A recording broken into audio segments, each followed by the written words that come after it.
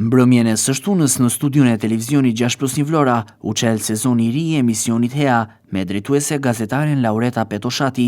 Tema që u trajtua ishte identiteti i artit vlonjat në rrugtimin e një artisti. I ftuar ishte zoti Artur Dhamo, këngëtar, kantautor, kompozitor, mjeshtër i madh dhe së fundmi drejtori i teatrit Petro Marko.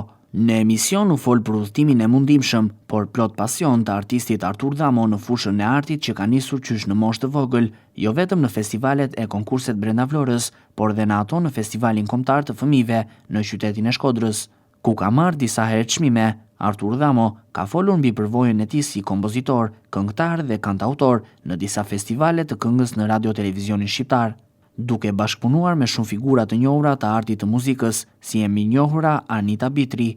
Mbas një përvoje të gjatë, mbi 30 vite, me rreth 70 premiera si formulues dhe krijues muzike në teatrin Petro Marko, ai emërohet drejtori i këtij institucioni. Ndaj në këtë emision, pyetjeve të moderatores Laureta Petoshati mbi vizionin e tij në drejtimin e teatrit Petro Marko, zoti Dhamo ju përgjigj se vizioni i tij është që teatri i Vlorës të ngelet në elitë, sepse vjen nga suksese të padiskutueshme, por duke i dhënë dimensione të reja dhe një kujtesë të shtuar në mbajtjen gjallë të frymës së varietesë.